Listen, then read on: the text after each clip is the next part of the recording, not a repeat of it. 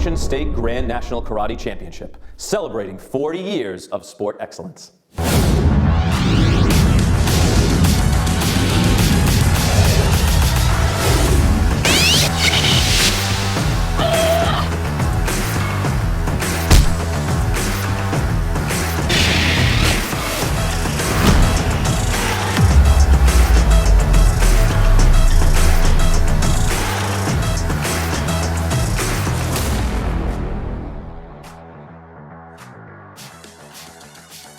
Hi everyone, welcome to the final episode of our 2022 Ocean State Grand Nationals Karate Championships.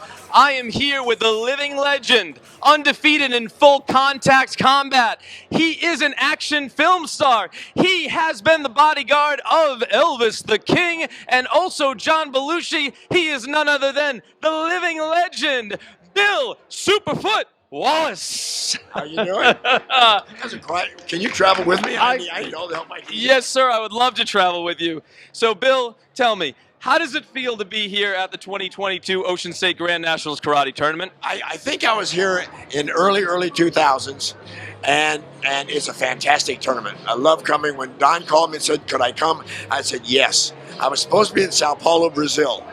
And I said, you know what? Sao Paulo, Brazil, see my friends at Ocean States Nationals. I'll go to the Ocean States Nationals.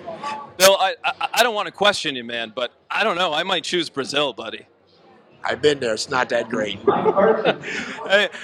Jackson, you got some questions to ask Bill? I was about to say, I got to follow up. When I'm with a living legend like this, I got to ask a question. Please do. So you've been around this sport since its inception. You became a legend of this sport, and you've seen the evolution.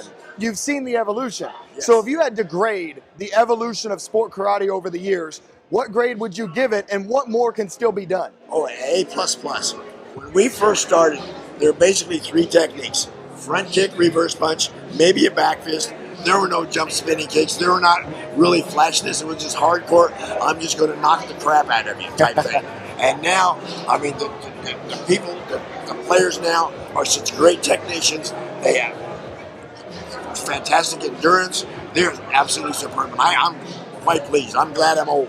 And Bill, I got one more for you because we've been searching for you all day. So now that we have you, I don't want to let you go just yet.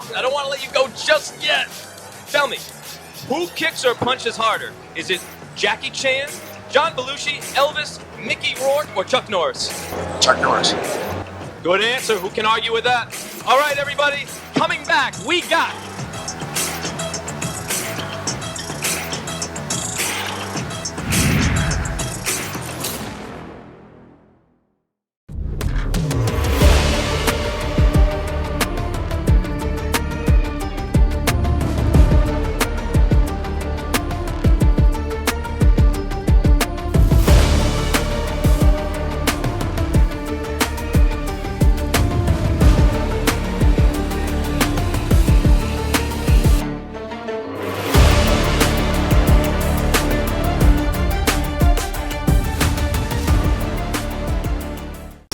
Accidents happen. When they do, you'll want to contact Ocean State Collision Center. With over 40 years of exceptional service backed by a team of mechanical experts that specialize in all areas of auto repairs. When repairs are complete, we personally inspect every vehicle to assure you that your car meets 100% of all factory specifications. From insurance claims, tows, to tune-ups, Ocean State Collision Center is New England's resource for all your auto needs. Visit us at Facebook or call 40130533811 for all your auto needs.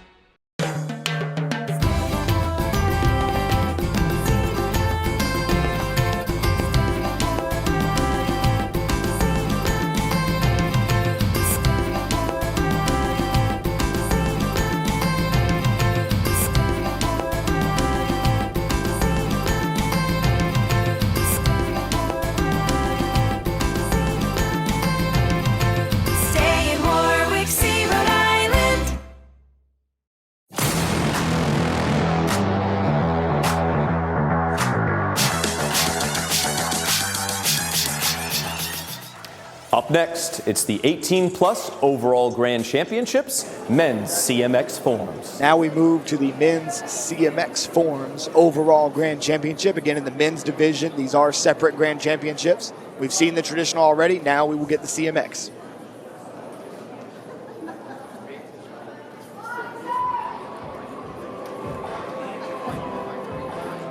music. Cody Leck coming out of the Amerikick system, known for his tricking. Very high level of tricking in his routine. But given his start, he may be doing creative. So here is an interesting rule stipulation for the viewers at home. In North American Sport Karate Association competition, the creative division does not allow inversions of the body where the head goes below the waist. We're going to find out right here what he's doing. And he inverted several times, which means it does not look like he was the winner from the creative division. The way that he started the routine made me think that, normally Cody opens with a huge opening move, and he did not do that here. So that's why I was caught a little bit off guard. Ooh. So this is a CMX routine. This is a CMX routine, specifically an extreme routine. But if you were to see a competitor that is in a black uniform that's doing a fast-paced routine like this, and they don't flip upside down or spin more than 360 degrees in the air, that's how you know it is a creative routine. And if the creative qualifier is the only division that you win, meaning you don't win musical or extreme, you have to run the form that fits the rules of that division in the finals. I see. Dawson's back. His opponent, Dawson Holt, Mr. Clean of Team Paul Mitchell. Mr. Clean.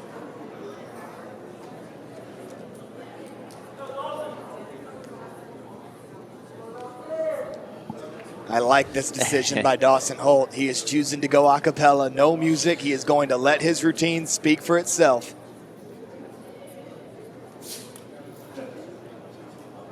He's an easy guy to root for, isn't he? Absolutely.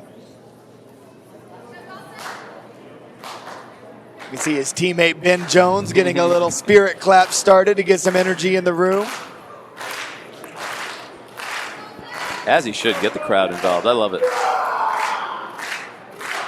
Dawson Holt wants this. Look at the intensity. He's ready for it. And pay attention to the power. His hands are so clean and so powerful.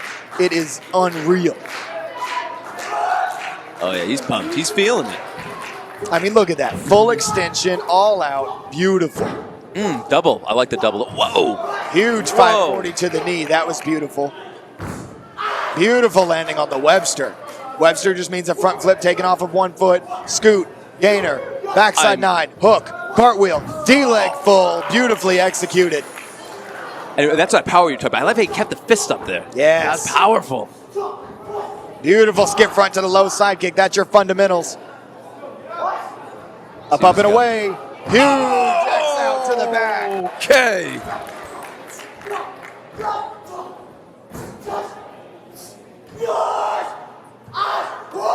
Oh, I love the fist pump in the end. I love it. You can tell that he was happy with that performance. And now we will see, will Team Paul Mitchell continue their winning ways tonight with Dawson Holt's routine, or will Cody Leck take a win here? Okay, we're ready for scores. It's a really tough one, I think. I think that was a flawless routine by Dawson Holt. I think. 9.99, 9.99, 9.98, 9.98. So we see the scores coming out. Couple of 9.99s in the beginning, but that's not going to be enough. Dawson Holt is going to take home the title here tonight. Scores for Dawson Holt. Ready to score? 9.98. Will we see a unanimous? 9.98. Oh, no, we don't.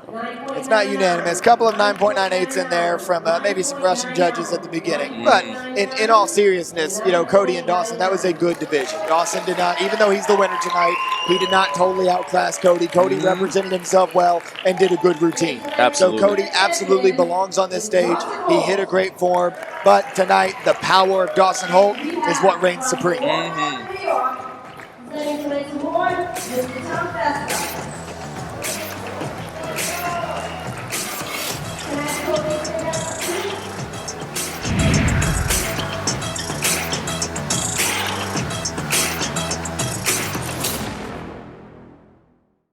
I wonder what Tori would be, or where she'd go, what she'd do. I know she'd make an incredible impact. And it hurts to think of all the world is missing out on.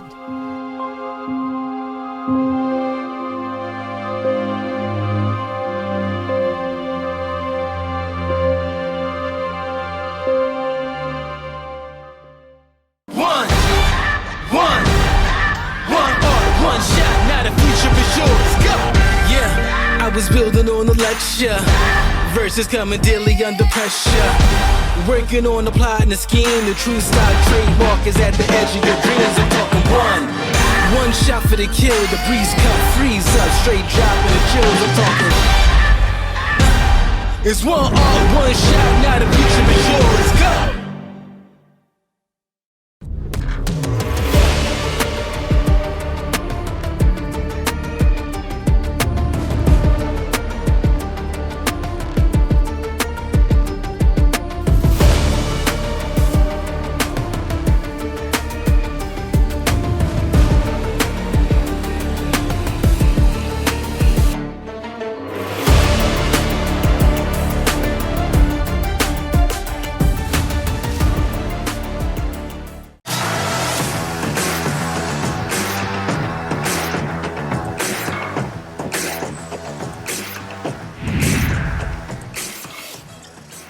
Up next, it's the 14 to 17-year-old overall grand championships boys weapons forms.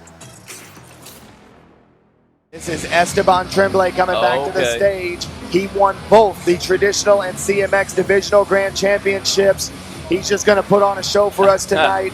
And make sure you're sitting down because this one could blow us away. All right, let's see.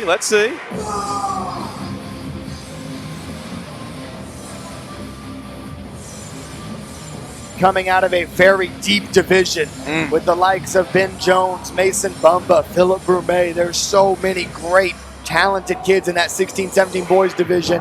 Esteban was able to come out on top this weekend, and we're going to see why right now.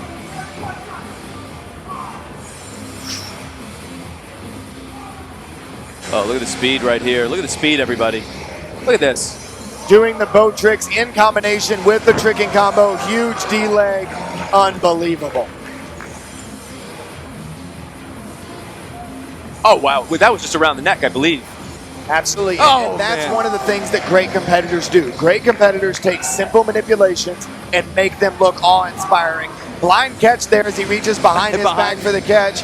It'll be interesting to see what kind of show he puts on here at the end of his routine. Give us something special, Esteban. You already have. Signature move of his with the under the leg throw. He's gone. He just misses it. Go for it again. Come on. It doesn't matter. He's already won. Oh, he misses One more time. One more. Oh, Jackson, I wanted it so bad.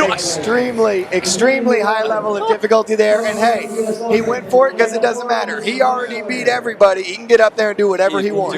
He's earned the right, man. He's earned the right. And Esteban was the innovator of that technique. Esteban did that technique in an unofficial trick battle before the pandemic happened. So Esteban kind of put his name stamp on that technique, and then some other competitors came out and did it in competition. So Esteban had to step up and say, hey, this is my move, and I'm going to show you why.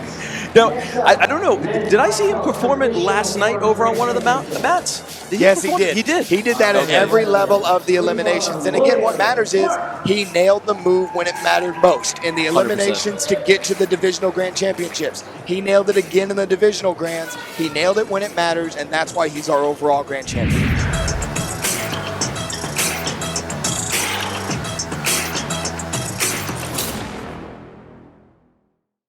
The Ocean State Grand Nationals Veterans Tribute.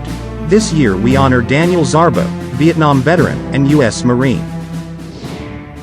My name is John Reedy. I'm Don Rodriguez. And I am Tom Verdi, Deputy Police Chief of the Providence Police Department. We are all here today to recognize Dan Zarbo, an American Vietnam veteran and an exceptional martial artist that each of us knew personally. When I met Dan 50 years ago, he had just returned from Vietnam and active duty in the Marine Corps. He drilled us with the intense physicality and determination of a Marine, instructed us and motivated us in the skills, techniques, and philosophies of the martial arts. That training and discipline helped me greatly with the fortitude to take on challenges of business and life itself. Never quit, press on, learn from your defeats, and win the next one. Thank you, Dan, for the confidence you had in me and confidence you gave me. We thank you and all those who have served our country. We began as instructor and student and ended as friends. Rest in peace, my friend. Having been in the martial arts for over 55 years and having traveled the world for the sport, I can tell you there are very few who could match the skills of Dan Szabo. Often we think of great martial arts names like Chuck Norris, Bill Superfoot Wallace, and Bruce Lee come to mind. Dan was at that skill level. I can assure you that if he had been on the West Coast, he would have been in films also. Dan, I want to thank you for your friendship we had and for the service you have given our country. I began my martial arts journey at the age of 9 under Dan Szabo. He was gifted, a prodigy in some respects. At 5 feet 4 inches, 140 pounds, he was a giant among men. Over the years, he became like a second father to me. His teaching of discipline, sacrifice, courage, and protecting those who cannot protect themselves helped lay the groundwork for where I am today. Dan, I want to thank you for all that you have done for me and countless others, and for the selfless sacrifice you made while serving this great country of ours as a United States Marine.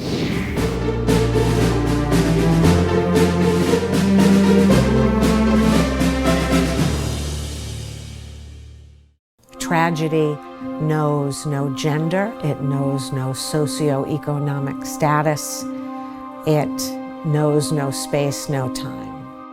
People have free will, and they can use that will, and that will can catch any of us in the trajectory.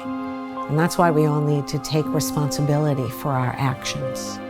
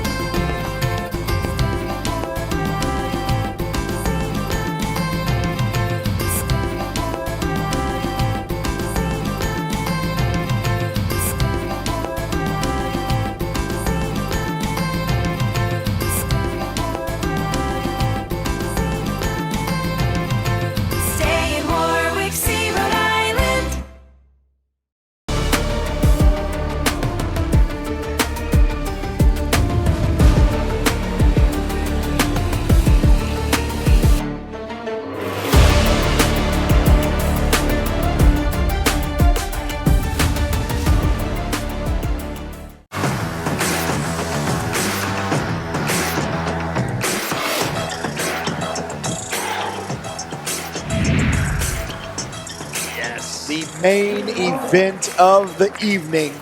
We've seen them in the semifinal rounds. Avery Plowden advanced, Enrique Latona advanced, and now they will clash for the largest amount of prize money offered at this event. This is going to be crazy. This is going to be crazy. Here we go. Here we go. One round for all the marbles. Plowden takes off. Plowden, nice shot there with the left to the head. Beautiful shot. Fundamentals. Executes on the back fist beautifully. And notice how Latona's reacting to the fakes. Latona is aware of Plowden's blitz. And when Plowden's faking that blitz, Latona's jumping back a little bit, which is exactly what Plowden wants. I was seeing Latona do a little bit of that lateral movement, trying to search for the angles, but it looks like Plowden was cutting off the mat pretty well.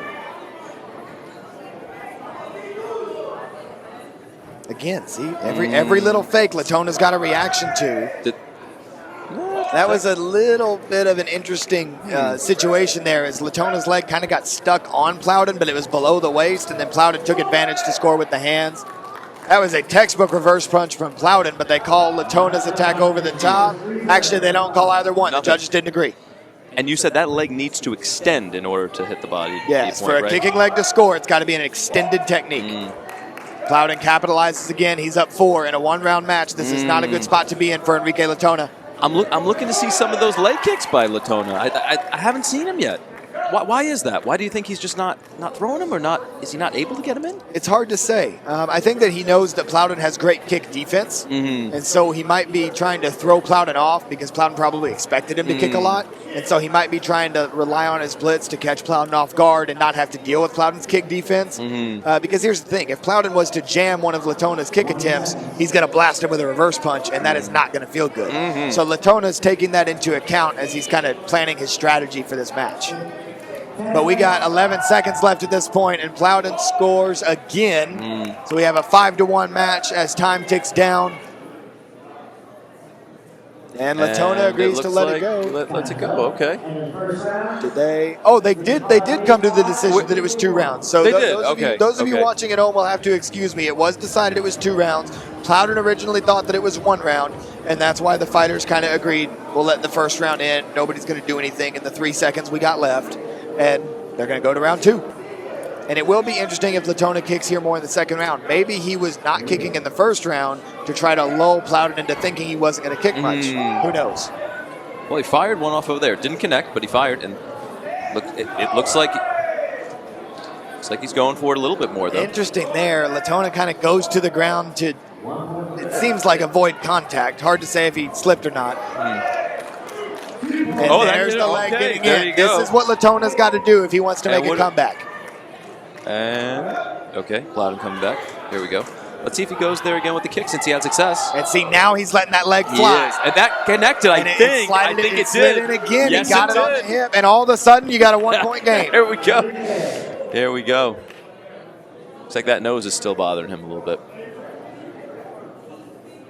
Yeah, it looks like he wants to kind of blow the nose out a little bit. And this is not what he wants right now. He had a ton of momentum landing those 2 2-point kicks. He's brought this back to a 1-point game, and now that momentum is stalling by the stoppage. Again, it's easy to call it from up here. Do you think he should just let it go? Well, you don't want to let it go too much because it gets tricky. If he starts to get blood on the mat, that's going to cause a stoppage anyway because you don't want to slip, and it's also biohazard, and it gets complicated when there's too much blood coming out. So, he can't help it. There was no strategy in him saying, hey, I'm going to get, my nose seen about. He didn't have a choice. Right. It's just unfortunate for him. In the moment that he's getting that momentum swing, that's when his nose has to start bleeding more. It's really unfortunate for Latona. It's a shame. But I think, those last 2 kicks and where he's at right now with being down 5-6, it looks like that hopefully will give him some confidence now. Yes. He knows he can land. Yes. And it's also, what the stoppage has done is it's given Plowden a chance to stop and think, which you almost never get to do in a point fight. He's had a chance to sit back, okay, now the kicks are coming, what do I need to do? And it looks like he is being the aggressor with his kick. They call the exit. Okay. Latona, as he was circling, stepped out of bounds. That's a penalty point. Plowden on the attack. Sometimes the best defense is a great offense. That's what Plowden decided during that stoppage. He said, Latona's getting the kicks. I'm not going to let him. I'm going to hit him before he has a chance. Looks like he blocked that kick nicely, Plowden. Oh, blocked another one. Now that he's back up 3, Plowden has slowed down. And that slowdown has allowed Latona to throw more kicks. Plowden defends it beautifully, picks his spot, scores again, 9-5 Plowden. Back fist, Plowden, 10-5. Yeah. This match is starting to get away. Yeah. Beautiful back fist. Yeah. I mean, Plowden's defense looks great right now. That was textbook. Beautiful Great blocks. Great blocks. He's blocked 3 of those recently. Plowden attacks again. He's in complete control, up 7. Latona tries that kick. He's trying to get those 2-pointers. Plowden again over the top with the hands. Okay, that got in. All right. Latona able to attack that time. It might be too little too late. If he really starts kicking, he can pull himself back. More with the hands. Wow, there you go. Okay. 6-point game with 15 seconds. He needs 3 kicks. They're going to score. Oh, some people said 2. He needs 2 more kicks. 8 seconds. Come on. And Plowden stops the run. Plowden's 5 seconds defense remaining. Is so good. And that looks like that's it. Plowden executed that fight beautifully. He knew what to do every step of the way. You wouldn't expect anything less from the best heavyweight, the highest ranked heavyweight in the world right now. Avery Plowden is your Super Fights champion, the highest honor. And I know that he wants to get that win back from Elijah Everill. He did beat Everill once this weekend, but he beat Everill when it mattered most in the super fight eliminations. That's what allowed him to advance all the way to this final and win the highest honor at the Ocean State Grand Nationals, the Super Fight Championship. Amazing, amazing. I'm guessing we're going to see both of those competitors in the future again. Oh, absolutely. And that's what's awesome about this night show, is that every single fighter that we saw tonight is one of the high caliber fighters in the world right now. There was nobody that was a come from nowhere and, you know, kind of like a wild card Cinderella story. This was not the NCAA tournament. This was the best of the best in a showdown all night long, and it was awesome. Yeah, there's no St. Peter's here. No St. Peter's here tonight. So, as the show comes to a close, what were some of your favorite moments from the evening? Oh, Jackson, that's so hard. I gotta say, you know, Haley Bulletproof Glass and that matchup there with, you know, her, Avery Presley, you know, Rashad, the Black Mamba, showing up, man. I mean, forcing Jake Presley, in a sense, as you mentioned, and probably correctly, outside, seeing what Rashad was doing and said, hey, I got to pump it up and elevate it a little bit. And he did. And that's amazing to me. And certainly the fighting. I mean, I love, you know, fighting is such a game of adjustments. And I think Plowden adjusted beautifully on that break. I think you're right. It was so unfortunate that Latona, you know, had to get treatment. But as you see him up there with some cash, I mean, I'm sure he's feeling pretty good about himself. I was going to say, runner-up in the super fights takes home some cash as well, so he's not too upset.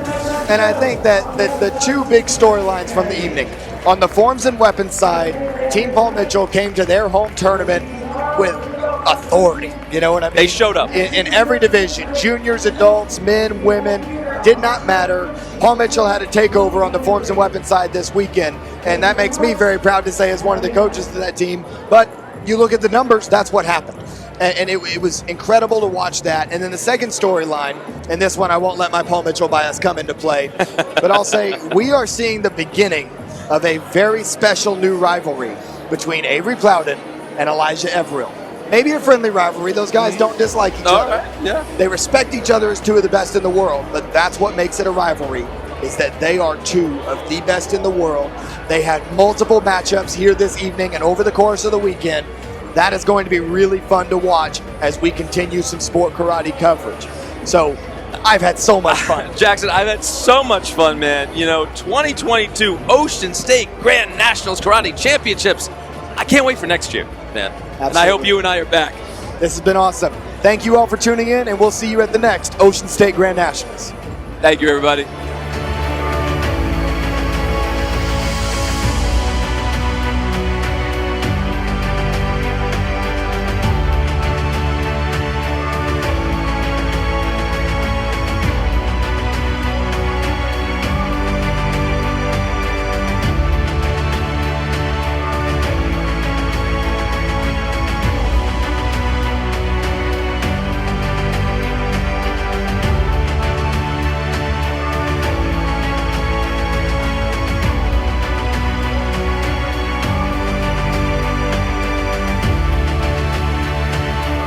The Ocean State Grand National Karate Championship, celebrating 40 years of sport excellence.